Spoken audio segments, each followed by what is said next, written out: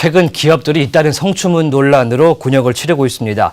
가구업체 한샘에 이어서 유사한 사례를 겪었다는 폭로들이 이어지고 있는데요. 기업들이 겪고 있는 성 관련 이슈 어떤 것들이 있는지, 영향은 없는지 함께 알아보도록 하겠습니다. 로이슈의 이슬기 기자 나와 있습니다. 네, 안녕하십니까.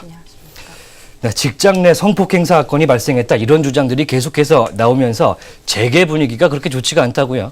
네, 그렇습니다. 예. 최근 잇따라 발생하는 기업 성추문 논란으로 기업들 분위기가 뒤숭숭한데요. 예. 논란은 그 한샘 신입 여직원 A씨가 지난해 말부터 5개월간 3차례 성폭력 피해를 당했다고 주장했다는 글을 올리면서 예. 그 논란이 시작됐습니다. A씨와 변호인의 주장에 따르면 A씨는 입사 후 5개월 사이 사내 몰카, 직장 상사 성폭행과 성폭력으로 3차례나 피해를 당했습니다. 예. 하지만 가해자로 지목된 B씨가 서로 좋은 감정을 갖고 있었고 A씨 역시 적극적으로 자연스럽게 관계에 응했다면서 그 주장이 엇갈렸는데요. 여기에 A씨는 남녀 간의 호감이 아니라 감사한 마음에서 온 인간적 호감이었다고 밝혔고요.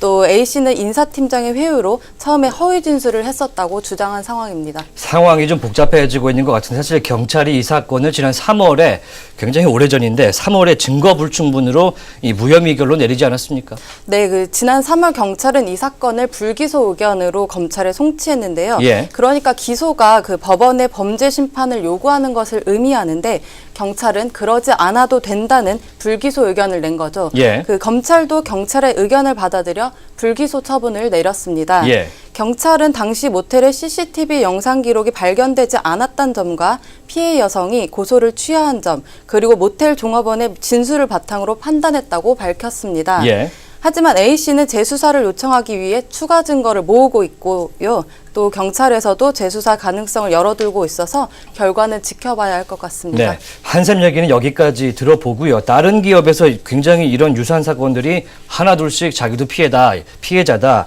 이렇게 알려지면서 파문이 커지고 있다고요.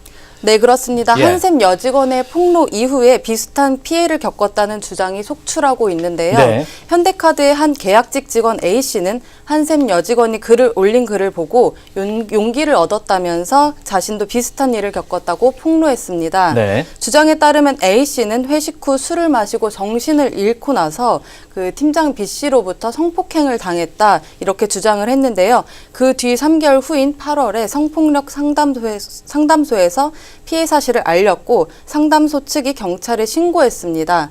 B씨는 성폭행한 혐의로 입건됐지만 경찰은 증거 불충분으로 불기소 의견을 검찰에 송치했고요. 예. 검찰도 지난달 증거 불충분을 들어 불기소 처분했습니다. 예. 논란이 불거지자 현대카드 측은 해당 사건에 대해 자체 감사실과 외부 감사업체, 또 검경의 조사가 병행됐으나 무혐의로 결론이 났다며 유감이다, 이런 입장을 밝혔고요. 예. 피해를 주장한 A씨는 현재 무고 혐의로 피소돼 경찰이 수사에 나선 만큼 앞으로의 진행 상황을 신중하게 지켜봐야겠습니다. 네, 일단 현대라이프 생명도 있고요, 시티은행도 있고, 굉장히 여직원들이 많은 이 직장에서 몰카라든지 이런 일이 지금 벌어지고 있는데, 그런가 하면 어제 경찰이 김준기 DB그룹, 이 동부그룹이죠, 전 회장에 대해서 체포영장 신청하겠다, 이렇게 나왔어요. 이것도 어떻게 된 얘기입니까?